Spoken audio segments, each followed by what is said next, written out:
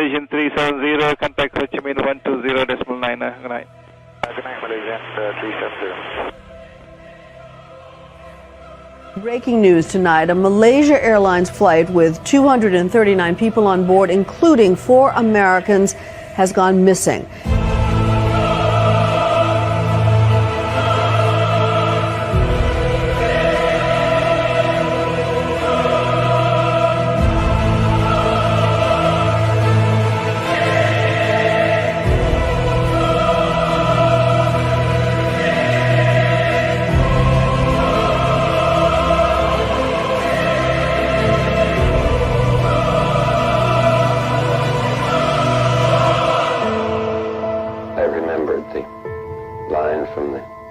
Scripture, the Bhagavad Gita, Vishnu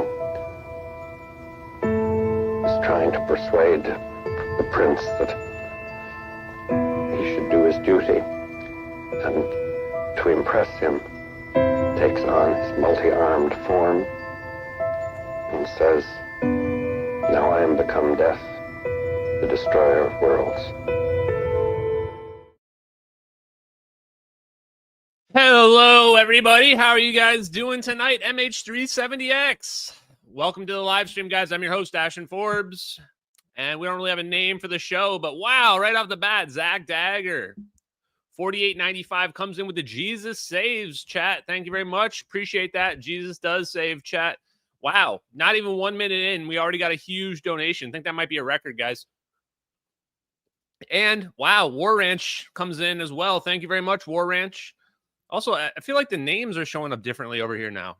What's going on with that, StreamYard? Maybe I'll have to fix that. Guys, I had another situation earlier, actually not that long ago, where I found somebody was, taking shots at me. It happens all the time, but I happened to notice it because I got tagged into the replies. And it was standard NPC type person. Oh, I can't believe anybody thinks these videos are real. Which I just kind of laugh at this point, but I'm not gonna, normally I would go and do like, Dark Ashton takedown, what have you. I just don't see the point in it tonight, but I do want to represent or explain the issue that we face on this front. Like what I found was that, I go and I go look at their profile. I see that they're calling me a grifter and what have you, the normal stuff people call me. First thing you see is that they're a YouTuber and a Twitch streamer. Right? Which is some of the most thickest hypocrisy ever, because your job is literally sitting all day on social media begging people for money. I mean, and you're going to try to take shots at me. Like, I have a normal job. This isn't my job. I have a normal job that pays over 6 figures that I've actually risked to do all of this, because now whenever I try to get a new job, people are going to Google me and find a bunch of mentally ill nut jobs who made a bunch of fake videos making up lies about me. So I've actually put a lot at stake by just doing what I do here, and like today, I was working 9 to 5 today. I pay people to manage my social media so that I don't have to do it. And that's where this money goes, by the way. So I just think it's pretty hypocritical when you see people who I go and click and just all I did was just search for their name on YouTube or on Google or whatever, and I find their Twitch channel, and they've been live for 7 hours on a work day, which tells me they probably don't even have a real job. They probably don't even have a real job. So I think that people that their job is sitting online on YouTube, on Twitch all day, I don't think they should be casting stones at other people, calling them grifters. I don't think they should be casting stones at other people, telling them what they know about science. And what I noticed was I found their Twitch stream. They were live. I jumped in the chat. And the first thing I told them was, don't delete this live stream. I want there to be a record of this. And, they took more shots at me in the chat in their live stream, which they should do. I encourage people to. I want you to hang yourself. I want you to record you being an idiot, because what I realized is that we're not going to be able to wake a lot of these people up. We're not going to be able to wake a lot of these people up. What I notice is when the live stream starts, when I jump in, they're already watching Mick West and fake Professor Dave Farina, who, by the way, is not a professor. Like, I don't know what his response was to that, but I think his response was, oh, he ended up completing his master's degree. That's not enough to be a professor, guys. You're not a professor if you completed a master's degree. And you're not a professor because you were like a substitute teacher for a half a semester or something. That doesn't make you a professor either. It's crazy how much these people twist and turn to like make themselves to be morally superior to other people when they're just frauds and grifters every single direction you go. But what I want to bring up here is when you look at this video, like people, the debunks, what they've claimed is that there's some matching stock effect. And all you have to do is just literally just do an overlay. And you can just see, even on the one frame that people have been trying to say matches, you can just do an overlay and see that it doesn't match. You can just do an overlay and just see that it doesn't match. Like, this isn't complicated forensic analysis. Just literally do an overlay. Just look at the middle. You can see in the middle that's not even remotely close. There's no changing the middle to get it to match. Nothing could possibly get that to match. This is it. And it's kind of sad how badly these people were fooled by just complete con men. Like, Mick West is a con man. Dave Farina is a con man. They're con men. They're scammers. They're not. They're literally just lying to you. What they do when they try to show you this VFX comparison, they don't do any forensic tools whatsoever. They don't do any pixel comparisons. They literally just take a blob, a shadowy blob, and they throw it over another blob, and they go, look, it's a perfect match. And they just cover up the blob behind it. Like, it's not even like magicians do more complicated tricks than that. If you're falling for that kind of low IQ stuff, I can't help you, man. I really can't help you. But I guess the real just craziness of like how much denial these people are living in. Like, first of all, you think somebody faked this? Look at what you're looking at here. Nobody could even fake this couple seconds of video, let alone the 2 videos in perfect synchronization. People thought this was cheap fakes. I'll show you what cheap CGI and a cheap production looks like. You want to see what real cheap production looks like? It looks like this. Start fire! Start fire! Start fire! Start fire! This is literally War of the Worlds on Amazon Prime. That's an Amazon Prime movie that you're just watching right there. That's a big blockbuster Amazon Prime movie they've probably spent over $100 million on. And you think somebody faked the MH370 videos? Well, you better get them over to Amazon because they're just turning out straight up dog shit. They're turning out straight up dog shit. I mean, it blows my mind that people think that, like, oh, there's just what, like, super talented VFX artists that are making military videos and leaking them online. Guys, that's MH370 in the video. That's the plane that's missing. That's not like a random airliner. Why are they recording? This is an operation. This is leaked footage from a military operation. Do you don't get it? What do you think this is? What do you think this is?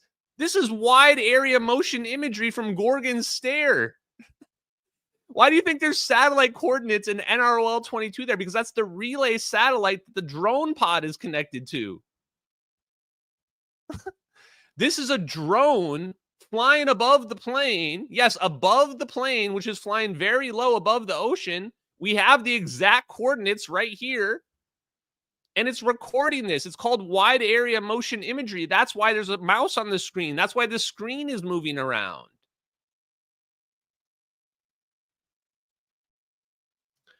Yes, thanks, Sierra Nevada Corporation. So what's crazy is people are watching these debunks of Mick West and Dave Farina, and they believe it. They believe it wholeheartedly. They don't even question what they're being told by these people. All it takes is some complete idiot, some failed video game guy. Mick West's claim to fame is he worked on Tony Hawk, just one of the Tony Hawks one time. That's his claim to fame? I'm sure there was lots of people that worked on Tony Hawk. He was just some random guy. He's not an authority on anything. He has a British-sounding voice. That's about it. Everything he says in his video is false. False. These are the people that people go to for their authority to be told what to believe, to what to think. Here's the truth. Here's the truth. Mick West dodged 5 debates with me. 5. Neutral podcasters tried to set them up. Everybody wanted to see the debate happen. Mick West was too much of a pussy to show up face to face with me because he knew he was going to get annihilated. He knew he was going to get embarrassed, run off the show. He knew it 100%. That's the reason why he dodged. No other reason. Because he knows he's a liar. He knows he's a con man. And he knows he's going to get destroyed by Ashton Forbes. It's no contest. So when people try to post these people's videos, and also Dave Farina also dodged a debate. And after Dave Farina got called out for dodging the debate, then he tried to rewrite history and be like, oh, no, I'm the one that challenged Ashton Forbes. No, that's not how time works, my friend. You got challenged, you dodged, and instead you decided to make more bullshit videos. I'm sorry to tell you guys, if you're one of those Redders out there, all the people you look up to, they're con men. They're frauds. They're phonies. The people that you've trusted to tell you the truth are literal con men. Literal con men. Your whole lives have been a lie. And what I tell people is, like, you know, if you have a hard time believing that, that's a you problem, man. That's a you problem. I really wish you the best. I really wish you the best in your journey of trying to figure out reality. Because if you don't, it's going to be a really, really hard road. It's going to be a really hard lesson, man. That's the absolute truth. Okay, wow. Let me do a couple of these donations. You guys were popping off in the chat. Thank you, Tiffany. I appreciate your donation. I've seen you in the chat a lot. Jessica McGuire. Yeah, we got a lot of longtime followers out here. Thank you very much. Best live streams there is, and I don't blow smoke. I appreciate that. Debunkers in their mom's basement yelling. Mom getting the camera. Thank you, War Ranch LLC. Appreciate it. Now, another thing. Okay, what tonight's topic of the stream is Bose Einstein condensate. Now, I have some interesting stuff to share with you guys on Bose Einstein condensate, but reality is there isn't that much. Like, with respect to all the other topics I've dug into, find a plethora of stuff. Now, I found some neat things, but Bose Einstein condensate is essentially the 5th state of matter. A Bose Einstein condensate. People say, what is a BEC? What does that even mean? It's this idea that if we freeze atoms to their lowest temperature state, remember 0 point energy, lowest temperature state, lowest energy state, they begin to act like quantum. And this is my first problem, is that people just throw the word quantum on everything. It's like, oh, they're acting like a quantum, in unison, like quantum. Okay. Well, what does that mean? Apparently, it means that they all kind of act as one. They all act as one. So I've got a little video explainer here that we're going to watch that I found once I figure out where I put it, which kind of just explains the idea of Bose Einstein condensates in a cartoon-friendly way for us. And then I've got a lot of other fun little things that we're going to dig into here today as well. Yeah, it's crazy. They just add quantum to everything, though, huh? Okay. Bose Einstein condensates explained in easy words. Okay, so this 5th state of matter. Oh, look, there's the screenshot. State of matter is formed when atoms are cooled to temperatures near absolute zero, which is equivalent to 0 Kelvin or negative 273.15 degrees Celsius. During that super chilled phase, the atoms possess minimal energy and exhibit minimal movement. Consequently, they aggregate and become indistinguishable from a physical standpoint, behaving as a single atom. Satyendra Nath Bose, an Indian physicist specializing in theoretical physics, laid the groundwork for this revolutionary theory. He is also credited with discovering the boson, a subatomic particle that now bears his name. Bose sent his ideas... Okay, there's one more thing I want to bring up here. So, yes, so multiple atoms act like one atom. Here's the first problem. We were taught that atoms are not bosons, that they're fermions, meaning they cannot hold the same location in space and time at the same time. Okay, so fermions. That's the same reason my hand doesn't go through the microphone. It's being rejected. It's being repelled. But the idea of a Bose Einstein condensate is you can get your atoms to begin to act like bosons. And boson is like light, where you can focus down your light into a laser to a single point. And what does that do? That increases the energy. That increases the density, the energy density of that particular focused point. So if we can do that with matter, then we can create a matter wave beam, coherent matter wave beam, perhaps. So what I found out, it looks like JK Philly fan has another link in the chat, which we may check out. Can you DM that to me, JK Philly fan? I can't click on links in StreamYard.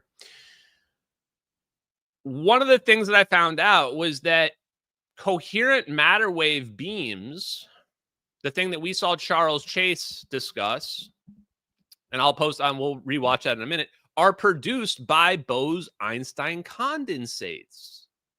Bose Einstein condensates can produce coherent matter wave beams. So that was not something that I was expecting to find out. There's obviously this connection between Bose Einstein condensates and matter wave beams. Albert Einstein, a German scientist famed for the special theory of relativity. Einstein then submitted these ideas to Zeitschrift für Physik, a German language physics journal of the time. To generate the Bose Einstein condensate, the first step is to obtain a cloud of gas. A typical example is the gas of rubidium atoms. The next step is to use lasers to remove the atom's energy and cool them down. An evaporative cooling method is utilized for further cooling until the atoms are close to absolute zero. At this stage, the atoms assume the same quantum states and operate as a single entity. If you were to measure their location at this point, you would observe a blurred ball rather than individual atoms. I thought that was interesting right there. They say, if you were trying to observe this quantum state, this Bose-Einstein condensate, you see a blurred ball instead of individual atoms.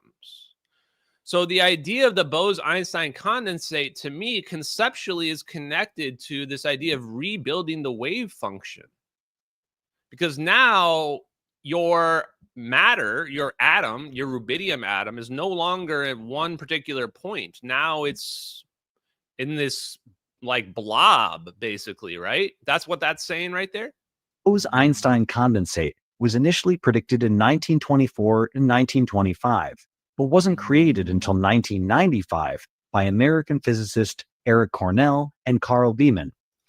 America winning again, chat. America wins again. Using rubidium atoms. Wolfgang Ketterle, a German physicist, produced the condensate the same year using sodium atoms. In 2001, these physicists won the Nobel Prize in Physics for achieving Bose-Einstein condensation. Okay, one more thing I want to point out there, and then we'll let that video finish. And we'll watch the other video. I've got that one pulled up by JK Philly fan. I've actually shared that one before. Is the time frame. Look at the time frame on all these things. All this science that we've been discovering is usually between the mid to late 90s and the early 2000s. Everything is converging on that 2005 dense plasma focus paper by Frank Mead, George Miley, and David Froning. Studying particles at near absolute zero temperatures and creating Bose-Einstein condensates has important implications in areas like quantum computing, superconductivity, and scientific research. One example of how researchers use BECs is to gain a better understanding of quantum entanglement. This phenomenon in quantum mechanics explains how particles that are entangled can affect each other's state, regardless of their physical distance. Quantum entanglement is crucial for many technologies, including the fast-emerging field of quantum computing. So, there we go. What's the point of the BECs, these Bose-Einstein condensates? Well, one thing is they're connected to quantum computing through entanglement. And guys, if you didn't watch last Wednesday's live stream 1 week ago today, what was it called? Solving Schrodinger's equation. Solving Schrodinger's equation, the whole idea was how can we solve entanglement through the ether regardless of distance? We can solve Schrodinger's equation and figure out the vortex motion through the ether that we don't see, that's in an extra dimension. What are we? We are MH370X. Who are we? MH370X, chat. We have created a separate video about quantum entanglement. You can find the link in the description of this video. Bose Einstein condensates, BECs, have various practical uses in precision measurement and sensing technologies, which have led to advancements in detecting gravitational waves, creating navigation systems, and improving magnetic resonance imaging, MRI. Okay, so he's saying all the right things, right? He's saying quantum sensing, MRIs. What else was he saying here? Navigation systems, gravitational waves. So Bose Einstein condensates are connected to everything. In fact, the more I looked into Bose Einstein condensates, the more I'm convinced we are looking at Bose Einstein condensates in the MH370 videos. The Orbs, I think, are a Bose Einstein condensate. Navigation systems and improving magnetism has already aided research in quantum atomic matters, which hold great MRI. In addition, BECs have been used to develop atom lasers, which hold great potential for the precise manipulation of atomic matter. That's a Matterwave right there. An atom laser is a Matterwave beam. This advancement has already aided research in quantum optics and lithography. Hello. So this was actually the reason why I got excited about this. Take a look at this. Quantum optics. Quantum optics, was that same as the optic vortices that we were looking into last week? And then lithography. Lithography, chat. Lithography. Lithography is microchips. So Bose Einstein condensates have improved lithography in microchips. In 2018, a groundbreaking experiment was conducted on the International Space Station. Rubidium atoms were cooled to nearly 1/1,000,000th of a degree, setting a new record for the coldest experiment ever conducted in space. This experiment also marked the first production of BECs, solid, liquid, gas, plasma, and BE. Okay, fun video. Not that cool, not that educational, though. Here's another one. So this one will explain a little bit more about the Bose Einstein condensates from a scientific perspective.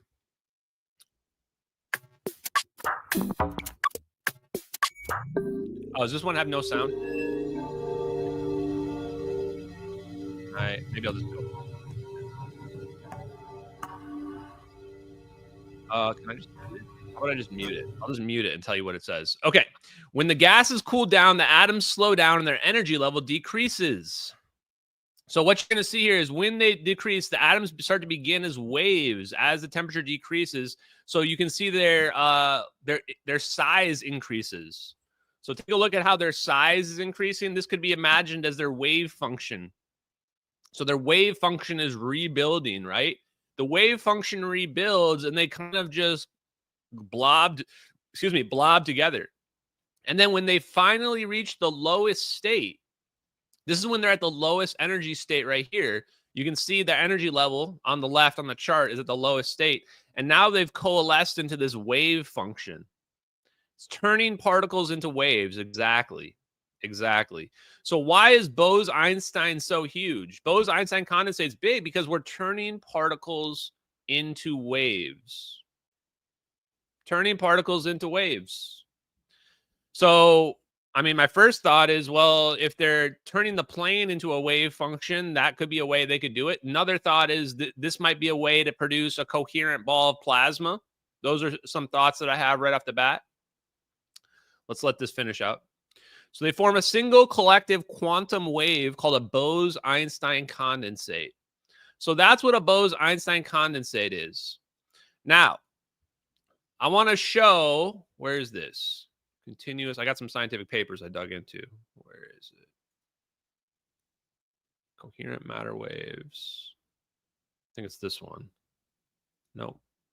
Oh, man, I got a bunch. Let's go with... I thought I had one for... All right, here we go. Here it is.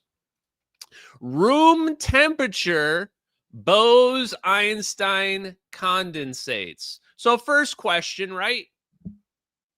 First question we have, those atoms supposedly had to be at absolute zero. Is there a way to make a Bose Einstein condensate that's not at absolute zero? Of course there is. Of course there is. And this guy figured it out back in 2013. This predates the MH370 videos. Scientific milestone, a room temperature Bose Einstein condensate.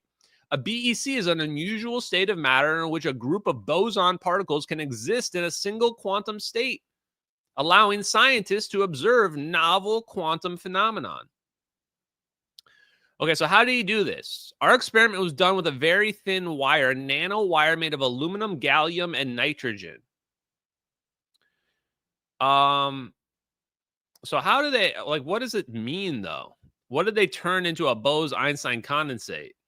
He says specifically, he states that because the polariton BEC is a coherent state of matter, it is possible that the light emitted can one day be controlled and used for sensitive instrumentation measurements. You know what this reminds me of? I still don't really even understand what he did here. Yeah, it reminds me of the room temperature superconductor, but it also reminds me of that. Wasn't there something about light, people like liquid or solid light or something like that? Let me Google that real quick. I wonder if solid light is a Bose Einstein condensate. Somebody was like, they were like playing with light. Yeah, scientists turn super solid light into a super solid. I think that might be connected to this. Oh, oops. Why did I click on Reddit, chat? Accidentally clicked on Reddit. Still permanently banned. Still permanently banned, chat. Still permanently banned. I wonder if there's a connection here. Anyway, we don't need to dig into too much of that tonight because I have too many other links to dig into. So that was one of the things. So now let's switch and take a look here at Charles Chase. So guys, if you don't know Charles Chase, he's the throat goat of black projects. You say, Ashton, why would you call him the throat goat? Isn't that demeaning? Chat, everybody knows what a throat goat is. Everybody knows what a throat goat is. Not everybody understands quantum mechanics, electrical engineering, and matter waves. So you just got to use the terminology that people can understand. You know what I'm saying? And I feel like since he's literally a Lockheed Martin fellow, top 0.1% of Lockheed Martin Skunk Works, probably the heir to Ben Rich, I think throat goat applies. Something my colleague, Dr. Mo Arman, and myself, is really Mo's idea, but I helped him with that. This is a way of generating matter wave beams. So rather than a laser beam, it's a matter beam with fermions. And we're using our Harnaff-Bohm effect to put fermions in coherence, which sounds like, wow, that doesn't sound like that would work. Because you can modify the fermions with no energy exchange. And so we predict that we'll be able to put those incoherent and generate a beam. And people have done those with Bose Einstein condensates, at very low temperature. But using one of those constraints, Lorentz invariance, well, that fermion condensate is a beam in a different reference frame. So in my mind, that shows you can build a beam out of fermions, a million times more powerful than a laser, plus atomic scale manufacturing and maybe transport of matter over a distance. Atomic scale manufacturing. Just FYI, I reached out to Charles Chase and I got a response on LinkedIn when I asked for a friend request. And he basically told me he was working on Star Trek replicators. He basically told me he was working on Star Trek replicators.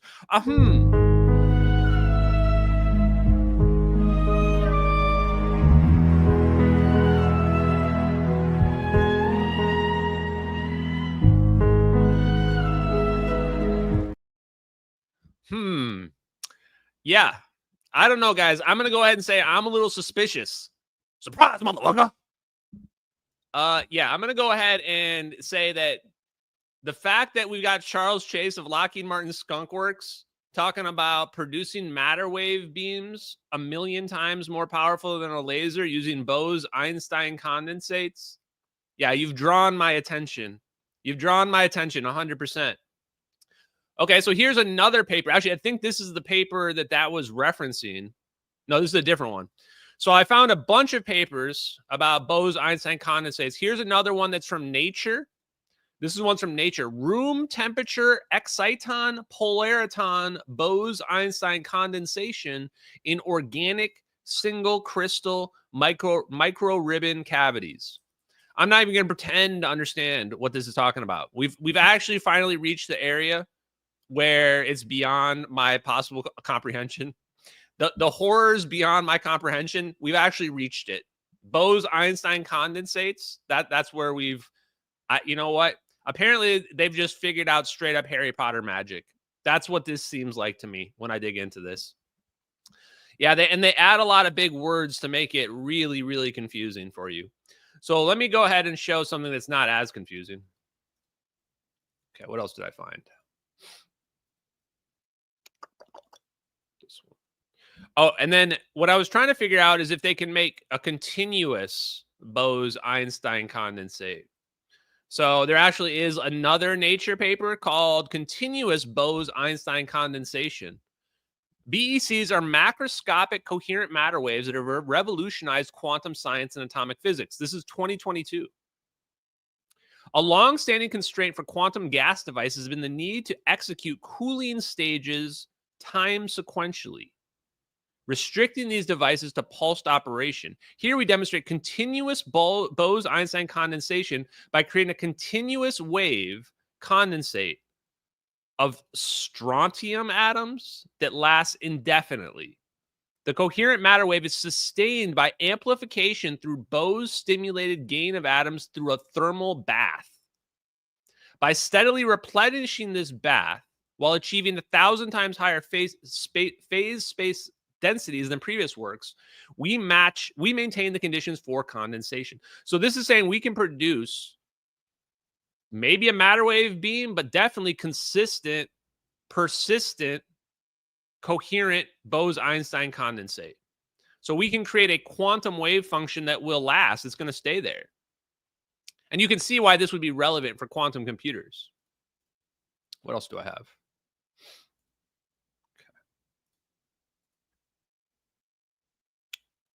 And then I have one more. Coherent matter waves. This is one of the first articles. I think this might have been, was this the Nobel Prize one? Can't tell if it is or not. And so this was the last scientific paper that I dug up. Coherent matter waves, published in Journal Physics B. And what did I want to say about this one? So this one I think was in general about the kind of advent and discovery of coherent matter waves. Oh yeah, this one isn't even Bose-Einstein condensate. Does this one mention Bose-Einstein? Yeah, there it is.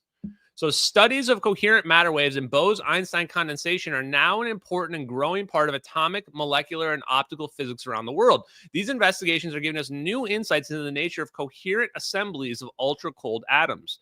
These mesoscopic systems, newly available in the laboratory, are accessible to first principles theory, making them a superb testing ground for many-body physics. Many-body physics. Huh. That's a pretty interesting terminology they're using right there. So we can control and manipulate matter waves using resonant frequencies. Resonant frequencies. Now, where is my resonant frequency thing? Hold on. Sorry, guys. I'm not quite as prepared today.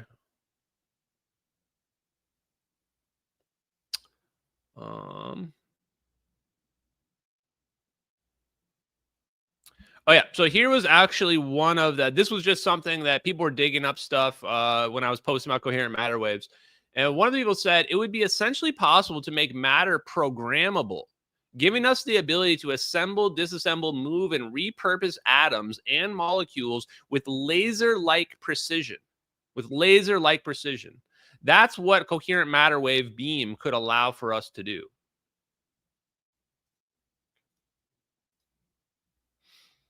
So let me see what my other links are here. Oh, okay. So the next thing I want to jump into is Gary Stephenson. So Plasma, coherent matter wave beams, Bose Einstein condensates, fusion. How does this all come together? How do we do these room temperature Bose Einstein condensates? How do we make these plasma balls? Shout out to JK Philly fan for finding this clip, actually making this clip. I have the full interview pulled up in case we need to take a look at it. This is a clip from Gary Stephenson from a couple months ago. Gary Stephenson, by the way, is rising up the ranks of people that I'm definitely in my crosshairs in terms of people that know about this technology. I've chatted with Garrett Modell. I don't think he knows. I had a communication with Larry Forsley. I get the feeling like he doesn't know either. Charles Chase, Hal Pudoff, Eric Davis, those guys definitely know. And I get the feeling like Gary Stephenson probably knows as well. So here's Gary Stephenson, especially after watching this. Here's Gary Stephenson talking about producing gravitational waves with plasma in a quadrupole oscillator.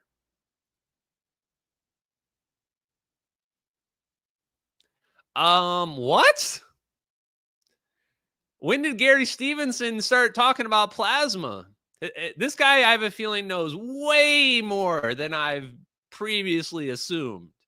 I just thought he was like a gravitational wave guy, but here you go. Let's just listen to what he says. Another one that I've been working on, as well as Andy Beckwith has been doing some work on, is it possible to create plasma oscillations in a tokamak that could create gravitational waves? For gravitational wave, you need a third derivative of the quadrupole moment. So how do you get that? Well, if you have this sloshing back and forth of plasma at a specific frequency, that sloshing back and forth has a third derivative. And if it's sloshing back and forth in a quadrupole manner, then you got a third derivative of a quadrupole moment. And that would create then a gravitational wave orthonormal to the movement of the plasma. So I first worked out this in 2003. I revisited it for a high-frequency gravitational wave summit in Chengdu in China in 2017. We looked then at a burning plasma because we weren't getting really enough delta mass to be able to measure anything with. So, okay, let me help explain it for you guys. He's saying you're going to have movement orthogonal to the motion of the plasma. Orthogonal is like perpendicular, okay? But imagine in 3 dimensions, right? So that's why we use our right-hand rule in electrical engineering. So you have this one going left, this one going forward, this one going up. 3 dimensions. Pretty simple. So he's saying that if we have our plasma oscillating, you can produce a gravitational wave. And he's saying you're having it slosh back and forth. So imagine you're in the bathtub. You're in the bathtub filled with water, and you start rocking back and forth. The water is going to start to make waves, right? What Gary Stephenson's saying is that if you change the force with which you're rocking, let's say you rock forward at 2 units of force, but you only rock backwards with 1 unit of force. So 2 units forward, 1 unit back. 2 units forward, 1 unit back. You create an asymmetry. And he's saying this asymmetry can be exploited. Just ordinary plasma. It has to be undergoing fusion. So we have to be oscillating between fusion nodes, where fusion node burning, and continue. Now that still doesn't. It has to be fusion nodes, he says. He's just casually dropping the F-bomb right here. Fusion. Doesn't mean, you would thought the F-bomb meant something else. No, it means fusion. Just like how the N-word means nuclear. You guys just heard him say fusion, right? I wasn't just imagining that. To be undergoing fusion. So we have to be oscillating delta mass to be able to measure anything with just ordinary plasma. It has to be undergoing fusion. So we have to be oscillating between fusion nodes, where fusion node burning, and continue. Now that still doesn't get us to propulsion. What we need to do then from these gravitational waves is do rectification of the waves. And so I had written that up during the Gertzenstein paper that I gave, I believe in the 2007 timeframe. It was one of the STAVE conferences. And that's kind of in the lower right. It's a little bit of an eye test. I'll walk you through the steps, but this is going to be available for download. Tim, you've got this now that I've uploaded it, so feel free to make this public. The way he's like, feel free to make this public. Like, was this some shit that he presented to Boeing? Do you guys realize, like, Gary Stephenson's worked for NASA, Boeing, ITT? Dude's got Black Project Engineer written all over him. And if you look up his career, he's like pretty esteemed as well. So he's just out here explaining like, hey, if we have these plasmas creating fusion nodes, and we're like pulsing it, we can cause our plasma to oscillate, and that plasma oscillation can produce thrust. The plasma oscillation can produce thrust. This is actually so weird that like, I'm kind of wondering, like, is this in reaction to like the content that I've been putting out? This is so over the mark. It almost feels like it's like a little love letter to me. Like, hey, here you go, Ashton Forbes. You're the one talking about the plasma orbs. Here's a little thing for you. Like, wow. And if you slash in one direction very quickly and you slash in the other direction very slowly, then you get an asymmetry that comes out of that third derivative. Faster, higher frequencies, the third derivative of those is much stronger than a very slow mass movement in the relaxation direction. And so that if you have two of those, then two of these toroids situated in such a way that the gravitational waves add at the front of the craft, and they also add in the opposite direction in the back of the craft, you can get forward motion.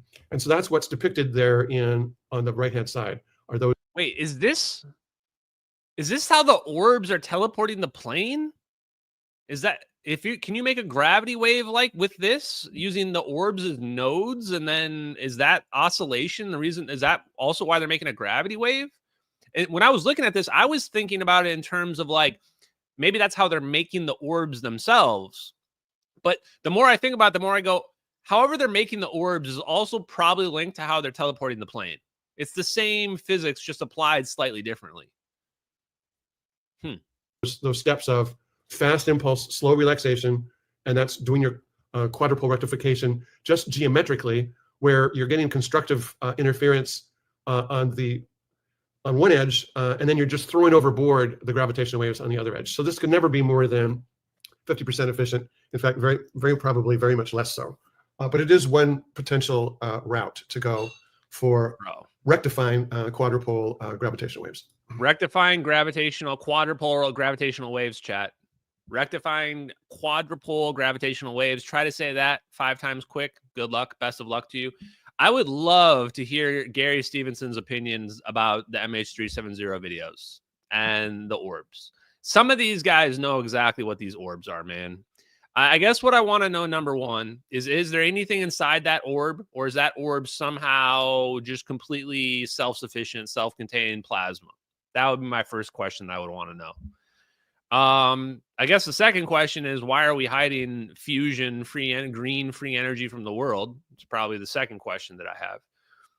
So Gary Stephenson lays down the idea, at least there, that this plasma can produce gravitational waves just through oscillation, which is crazy to me. Because if you look up Frank Mead, or look up why do I always think it's Frank Mead? Tell me out, chat. What's his name? God, the guy that did the Jack Nachamkin. Jack Nachamkin. Force-free time harmonic plasmoids. I mean, it's the weirdest sounding name ever. Harmonic plasmoids. You'll find that essentially what Jack Nachamkin was talking about in that paper is he's talking about using either vortex motion or vibration to produce stabilized toroidal plasmas, stabilized plasmoids. So the exact same thing that would have been potentially creating these plasmoids could be used to create an asymmetry that allows them to produce thrust. And right there in that video, he was also saying that it requires fusion as well. Thank you very much, Matt, for the cookie. Nom nom, delicious cookie. Nom nom. Thank you very much, Carrie Lake, for the cookie. Nom nom, delicious cookie. Guys, I'm an emoji YouTuber now, chat. And thank you guys in the Rumble chat as well. Appreciate you guys for being here. Okay, next thing we want to take a look at here. So, okay, let's go to this. So, we connected the idea of a Bose Einstein condensate to a Matterwave beam, and now we've got Gary Stephenson talking about how we can vibrate or oscillate our plasma and create gravitational waves from it. Okay, that's neat. Here's something that was just linked to me. How old is this? Oh, this is brand new. This is actually brand new. Shout out to the Demystify Science podcast. They've had some pretty cool guests on here. And the reason, what stuck out to me right away on this was this guy's talking about fusion, and he brings up quantum tunneling and fusion. Wow. Guys, everything is coming together. So the ether, the extra dimension that's holding all this energy in equilibrium, we can interact with it. We can solve Schrodinger's equation. Okay, that's cool. What is the connection between quantum mechanics and fusion? What if the connection is the Coulomb barrier? The whole issue of why we can't do fusion is that these two neutrons are positively charged, and when they get close together, they repel each other. But what does quantum tunneling do? Quantum tunneling allows something to pass through a barrier that it otherwise would not be able to pass through. So what if there's a connection between fusion and quantum tunneling? What if there's a connection between gravity and quantum tunneling? That would explain why gravitational wave research, gravity research has been classified, why it's been suppressed, because it's connected to fusion. Anything connected to fusion is connected to nukes, and anything connected to nukes is classified. So let's listen. Let's listen to what he has to say. Imagine two cores isolate in an isolated region of space, which you want to fuse. This is very, very hard to do because they are positively charged and they will repulse each other very, very much. But imagine these two same cores now in a sea of negative charge, such as delocalized electrons. All of a sudden, this repulsion is way less strong, and your fusion process will be way easier. Less repulsion, lower Coulomb barrier. And this is the basic principle behind how to have fusion in cold conditions in a condensed state. So, Alexander, here is basically the answer to your question. Wow. Wait, what the hell? That was creepy. That video just started playing on my phone, chat. The moment I hit stop, that video just started playing on my phone. That was weird. Okay. So what he's saying here is if you put this bath of negatively charged electrons around your positively charged ions, and now they're not as repelled from one another anymore. They're not as repelled from one another anymore. Wow, that's a pretty mind-blowing revelation right there.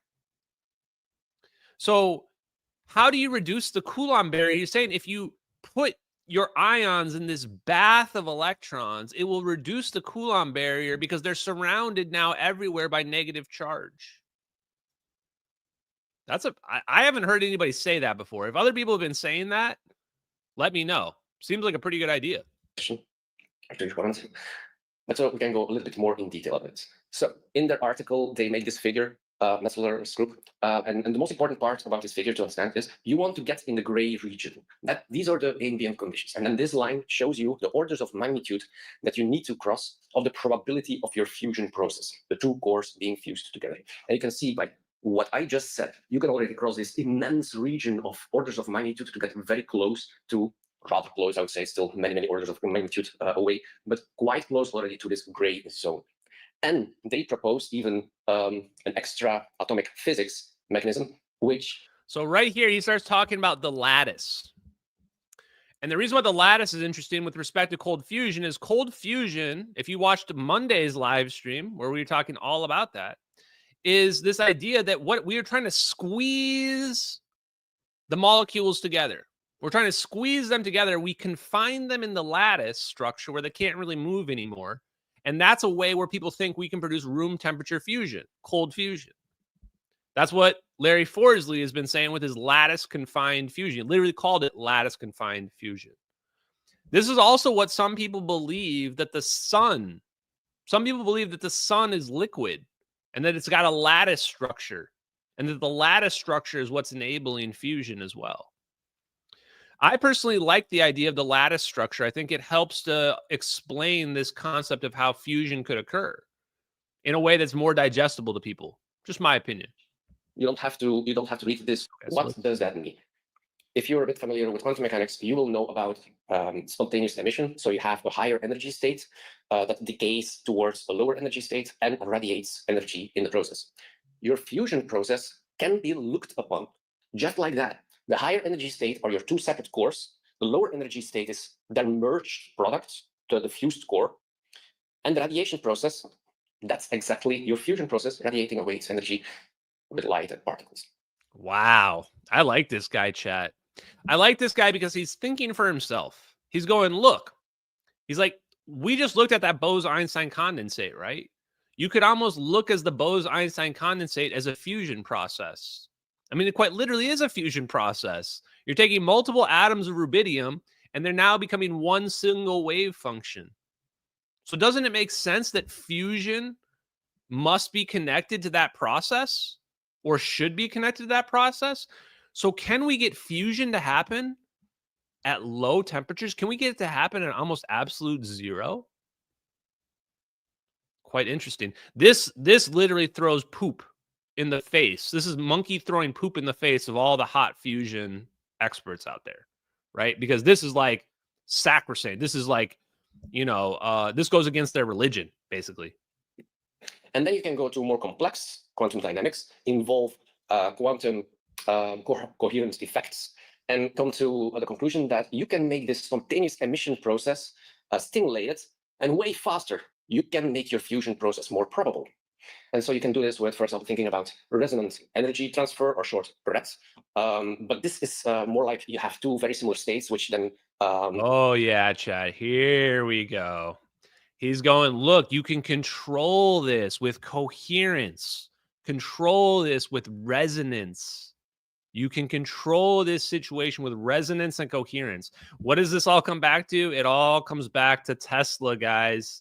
It all goes back to energy, frequency, and vibration. And in fact, what was connected to resonance? Nukes. Thermonuclear weapons are connected to resonance. So yes, what this guy's saying, I am a believer for sure. And what did we just talk about? We just talked about coherent matter wave beams. So if we can make a coherent matter wave beam, how can we not do fusion? Just think about it, guys. How can we not do fusion? We can cause matter to collapse onto a single point, but I can't cause two molecules to come together? Yes, we can. We're literally doing it. We're literally doing it. It's actually mind-blowing. They've been able to lie to us about fusion breakthroughs when they've obviously had major breakthroughs on it, and the whole world is just completely in the dark about it. Literally all of our DOE labs, all of our labs are all studying plasma and fusion in some aspect of this, Bose Einstein condensates, and the public has no idea what they've developed from it. No idea.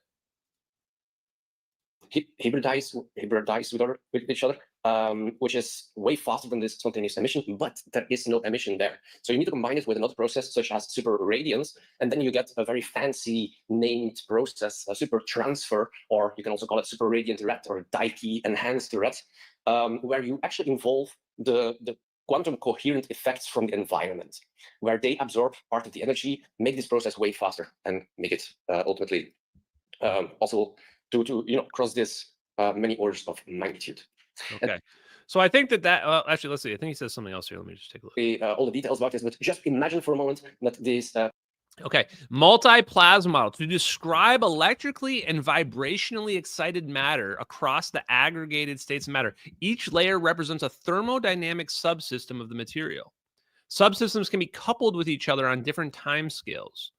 So once again, getting beyond my realm of expertise by a wide range of margin, but what it seems like we're saying here and what we're figuring out is there is a connection between these quantum effects, this macroscopic coherence that we see, Bose Einstein condensates, and the idea of how we're going to solve fusion.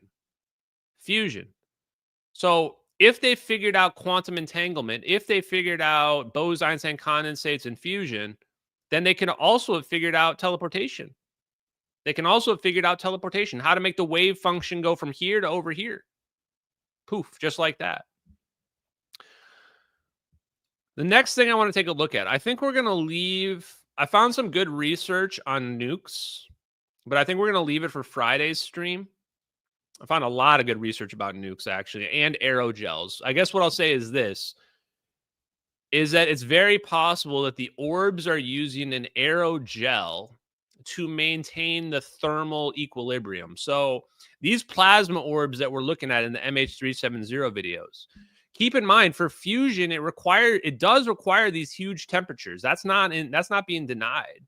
The question is, can we achieve that pressure through a different mechanism? So with these plasma balls, how are they floating? How are they floating? If there's something heavy inside there, it shouldn't be able to float. And also, how are they keeping it cool? Why is this plasma ball not white hot? Why is it like the same temperature as the air? Why is it like the same temperature as the plane? One of the things that I think, and I think it was shout out to Professor Simon Holland. Check out his YouTube channel. He believes that the Orbs must be using some sort of aerogel. Now, I don't have the videos lined up, but aerogel is not only extremely light, it's basically a metamaterial. Aerogel is basically a metamaterial that has air pumped into it to make it super light. But not just that, it's also extremely resistant to heat. Extremely resistant to heat. So it sounds like the exact thing that you would want coating your device to ensure that your device is going to be super light and buoyant, and also to ensure that your plasma fusion reaction that's happening doesn't melt your equipment, doesn't melt the rest of it. So what they're using to make sure that those plasma orbs don't overheat, two things. One thing, they can absorb the energy as electricity. So they're doing direct energy conversion, aneutronic fusion, direct energy conversion that minimizes the amount of heat. But the other thing, they have the magnetic fields prevent contact between the plasma and the material. The magnetic fields actually push the plasma away from the structure so that the plasma doesn't actually come in contact with the device itself. So they do that, but that's not enough, because then the next thing you need is the aerogel, because it's still going to get hot. So the aerogel can theoretically prevent that. And somebody just said it in the chat, fog bank. That's exactly what we're going to talk about on Friday. Fog bank. The name of the aerogel is literally called fog bank. Fog bank is the name of the aerogel that the military has been using for their nukes. So if you want to know more about that, come check out the live stream on Friday. We're going to talk about the hypersonic air delivery system that the Air Force put together, which might be how they made the Orbs. And we're also going to talk about, the aerogel, fog bank, etc. So Friday's live stream will be about fog bank. I'm going to push that to Friday. And the reason is because I have something more fun. I have something more fun for us to watch right now. Okay, where is it?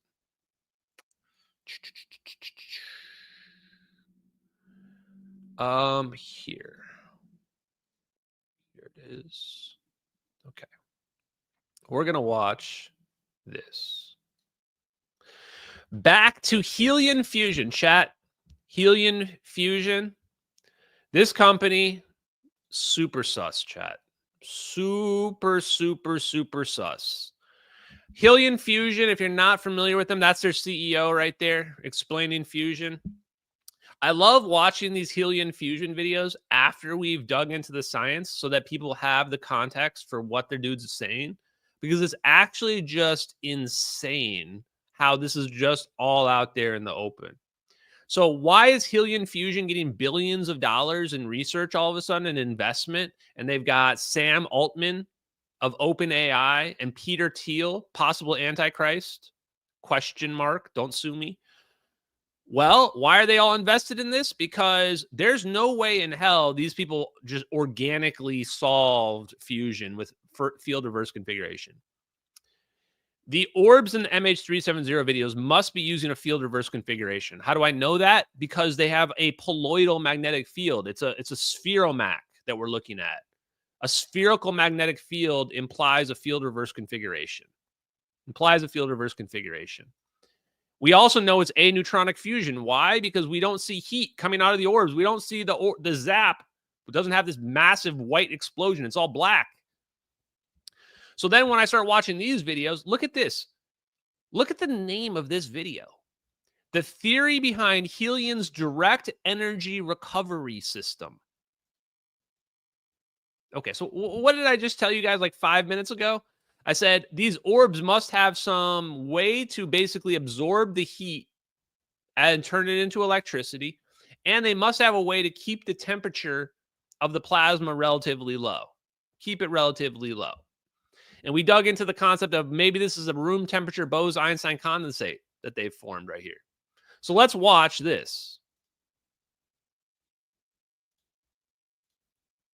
Two of these FRCs, we merge them into a central compression region. We then increase the magnetic pressure, compressing that FRC until it gets to a fusion temperature where it starts to burn, to increase in pressure and temperature and energy. We then expand that FRC, extracting that energy, that electricity, that magnetic energy, and that particle energy as electricity directly. Some key parameters right now, we presented this previously, but you can very well approximate an FRC as a uniform cylinder with a given fixed radius and fixed length. That gets within 10% of the energy content of the full magnetic and plasma profile for an FRC.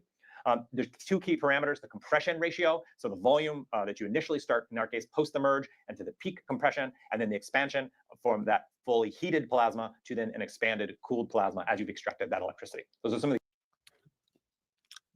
I mean, bro. So you compress the plasma to cause fusion, that releases heat, and then the ball of plasma will expand, and then you use that energy and convert that into electricity. But wait, didn't we literally just hear Gary Stephenson say that you push really hard one way, and then on the relaxing side, you pull back slower, and you can make a gravity wave? How is that different than what my man is saying right here? The only difference I can tell is how fast you're pushing or you're pulling. You're saying, oh, if I push and I pull equally, then it's not going to make a gravity wave. But if I push hard and then pull light, and I repeat that process, like push hard, pull back. Push hard, pull back. Interesting. The key things we're going to be talking about.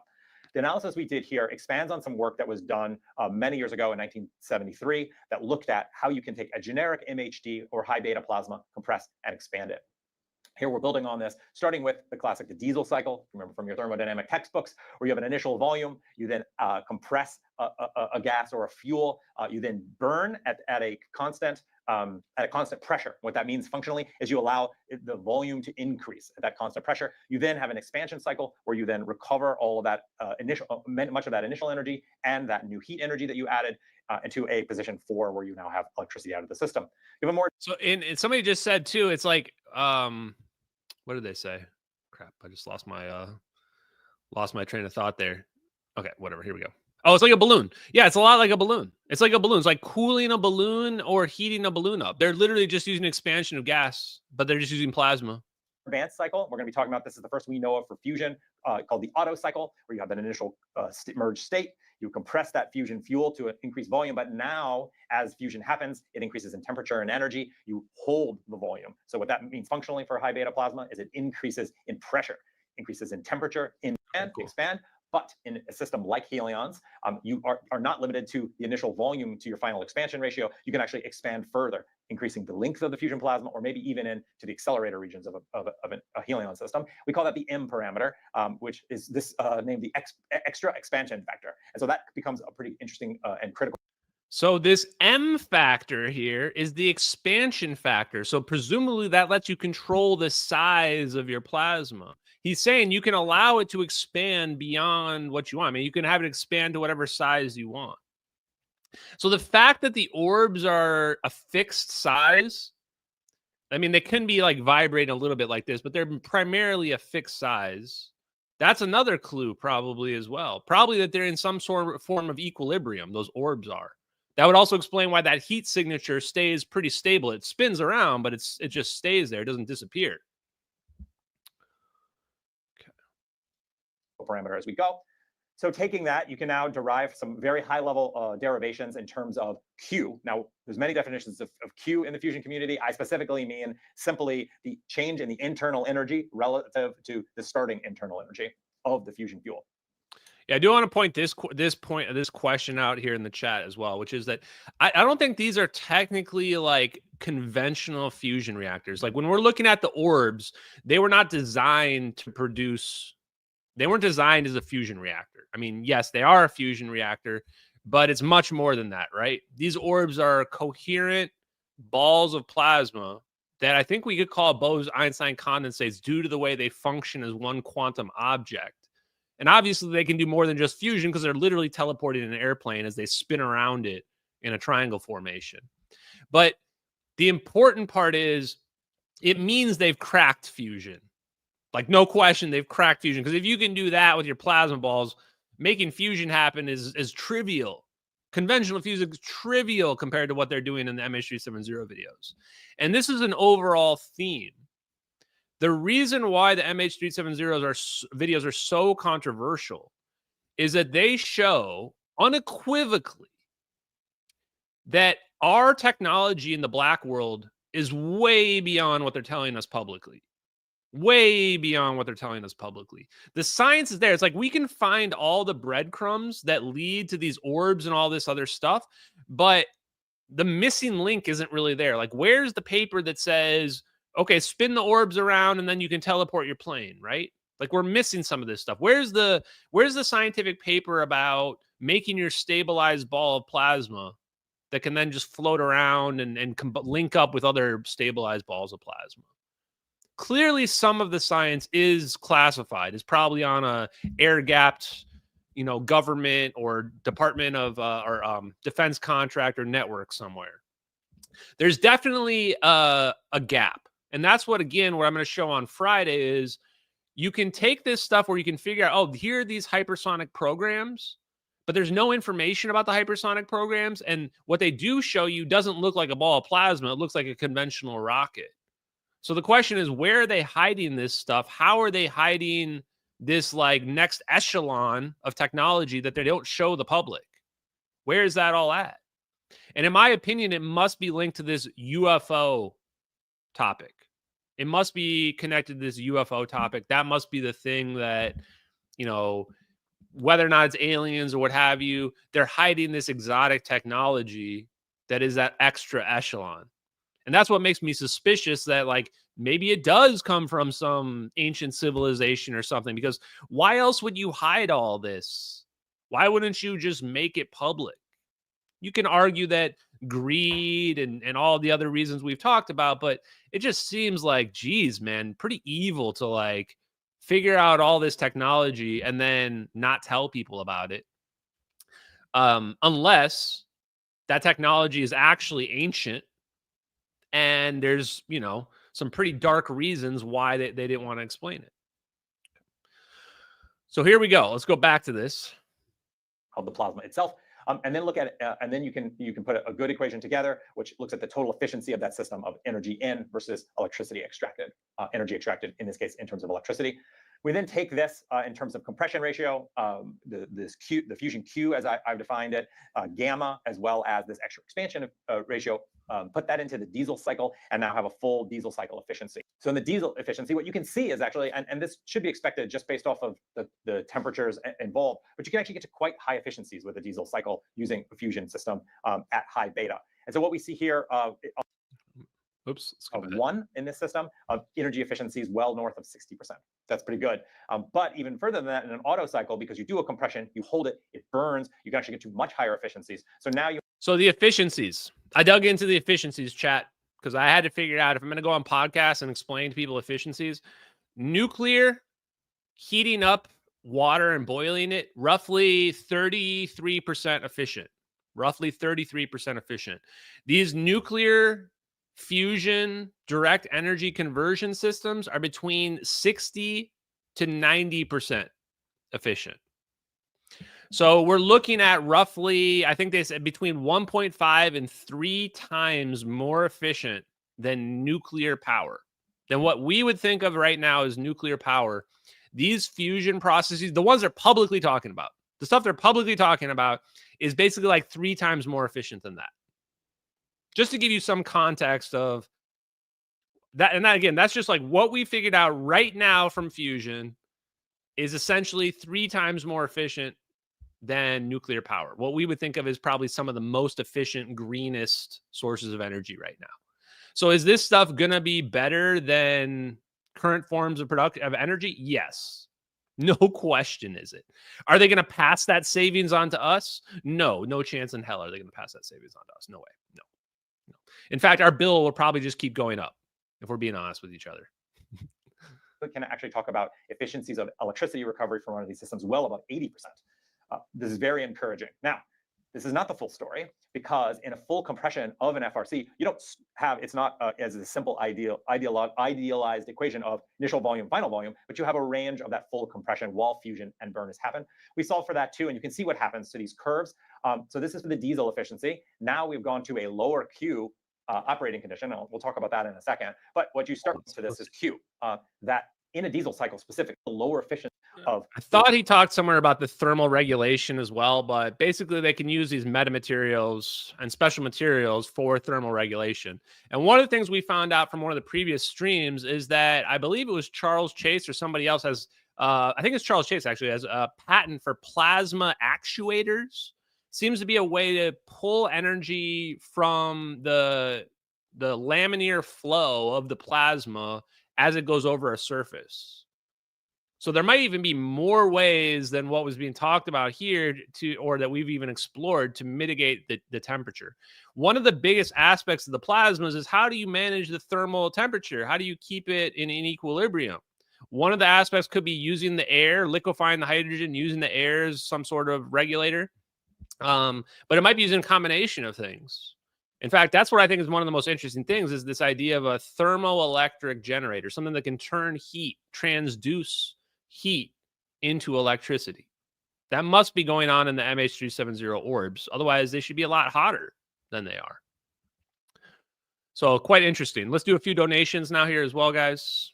And also, just as always, guys, if you need your money, please keep your donations. I don't want people sending me donations to feel like they have to be heard or fear of missing out or anything like that. There's a lot of ways to get in touch with me or to get your questions answered. Thank you guys very much. Mick Leonard, JD, 4 Orbs and Big Balls on the same team. Yeah, I think, isn't there somebody named Big Balls that did some political thing? Shout out to him. I think he's a hero, I heard. Larry, FMMD, says, your Boeing Fusion MH370 videos are incredible. How do we get you on Joe Rogan? Guys, I might have burnt the bridge with Joe Rogan. I never actually showed all the DMs with Joe Rogan. But Joe Rogan's perceptions have definitely been managed. And if you go back to the beginning of this live stream, you'll see how easy it's been for them to discredit anybody that comes out with the truth. End of the day, I'll be on Joe Rogan one day. It's no rush, guys. I think that this is the kind of thing where it's going to be a slow burn, right? It's a slow burn where people are going to slowly start to wake up to this technology. We're actually now at this point so far ahead of the game. Like we've lapped people. Like nobody's out there talking about Bose Einstein condensates, and very few people are even talking about gravitational waves. So I think we've got to wait a few years before people start to realize that all this science is real and out there. But you can see that we've already begun to shape the narrative as more and more people are talking about science and technology and physics and what the Black Project engineers have done and Lockheed Martin's compact fusion reactor, which actually gets a shout out in one of those articles I found out about nukes when I was digging into that. Literally talks about Lockheed Martin's compact fusion reactor. So thank you very much for that. But don't worry about getting on Joe Rogan. It'll happen eventually, guys. War Ranch, thank you very much for that donation again. Thank you. Appreciate that. Bonks, do you want me to send you aerogel samples? No, I don't need any aerogel samples, although I appreciate it. It says that I own part of the factory is world's least electrically conductive, thermally conductive substance in existence. Exactly. SpaceX and NASA have used it for decades. So we are going to dig into aerogels on Friday. We're going to look into, what is it called? Fog. It's got some weird name. Fog Bank. We're going to dig into that on Friday. That should be fun. And then I am Zion X. We've only just begun to live. White lace and promises, a kiss for luck, and we're on our way. We've only begun. MH370X. Look, we have poetry in the chat today. Thank you very much to New Zealand. I appreciate that donation. And Brandon Cheney 3670, get a match. I can't believe you're still pumping out their secrets 3 times a week. They probably don't know what to do about you, cowards. It's crazy that somehow I haven't run out of content. I actually thought we were going to run out of content like a year ago. And it's just never ending. There's just more and more stuff. In fact, I have another 10 tabs right now to go over with you guys on all this stuff. Another 10 tabs about all the stuff that I pulled through related to fusion and nukes and hypersonics. But we're going to save that for Friday, guys. And then, oh, wow, Zapparoo with the huge donation. Money sent to support your dedicated work. Fantastic, Ashton. Tesla is smiling. Now, and I do think Tesla is looking down at this 100 years later. 100 years later, Tesla's looking back at this, looking back at us and going, up, they finally figured it out. They finally figured it out. Took 100 years, but we finally figured it out. Thank you, J2 Dank. Donated 100 gold pills. I don't know what that converts to in schmeckles, but I bet it's a lot. So thank you very much, guys. I appreciate that. Actually, guys, I think we're going to close a little bit early here tonight, guys. Thank you guys for checking out the live stream tonight. Appreciate it, guys. Appreciate you guys checking out the Bose Einstein condensates. Let me just make sure I didn't miss anything. Look at my notes here. I think I might have one more thing. Oh, yeah. All right, here's the link that I wanted to show you guys on magnetized fusion. So I'll show you this little link here as a little teaser for Friday. So this right here was from one of the articles I found out. There are a number of teams researching magnetized inertial fusion, or MIF, as a hybrid approach between 2 traditional methods to fusion energy. These approaches have elements of both magnetic and inertial fusion. They use magnets to confine the fusion fuel, which is then imploded using some sort of outside force, ranging from pistons to lasers. A team at Sandia National Laboratory is researching magnetized liner inertial fusion, spelt wrong, but okay. No, actually, initial, or maglif. So I looked up this maglif thing, definitely connected to all this. While a team of Los Alamos researchers is researching plasma linear driven MIF, which would implode a target using supersonic plasma jets. And then now here it says and there's another spelling error here. A number of private sector firms have begun to work to demonstrate a fusion power plant using one of these innovative designs. Companies researching this range from small startups like General Fusion, based in Vancouver, to large firms like Lockheed Martin. There you go, guys. So, quick recap. Bose Einstein condensates can produce coherent Matterwave beams. Coherent Matterwave beams, Bose Einstein condensates show quantum properties similar to quantum entanglement and quantum tunneling. If we can cause 2 atoms to occupy the same point in space and time, how can we not do fusion? Fusion's got to be easier than that, right? Trying to get 2 things to overcome the Coulomb barrier. And the companies that seem to have figured this out, Tri-Alpha Energy, Helion Fusion, and Lockheed Martin. So, guys, check out the live stream on Friday. We're going to be talking about nuclear weapons, hypersonics, Lockheed Martin, Northrop Grumman, and Raytheon enters the chat as well, guys. Thank you guys for checking out the live stream tonight. Hope you guys have a great night. MH370X. Thank you for all the donations. Thank you, everybody in the Rumble chat. Thank you, everybody in the Pill chat. Thank you in the YouTube. See you guys later. Peace out, everyone.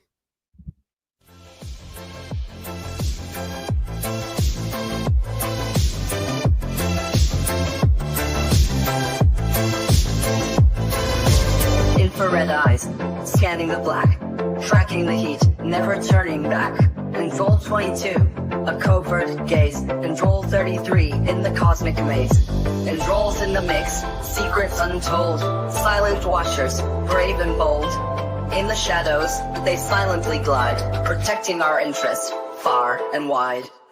Spears, sentinel of the night, watching over with infrared sight, alerting us to threats afar, guiding our defenses like a guiding star. In the silence of space, they keep their post, shields unseen yet feared the most. With precision and speed, they warn of danger, keeping us safe from the missile's anger. As beers, sentinel of the night, watching over with infrared sight, alerting us to threats afar, guiding our defenses like a guiding star. And roles in the mix, secrets untold, silent watchers, brave and bold. In the shadows, they silently glide, protecting our interest far and wide. As beers, sentinel of the night, watching over with infrared sight, alerting us to threats afar, guiding our defenses like a guiding star. As beers, sentinel of the night, watching over with infrared sight, alerting us to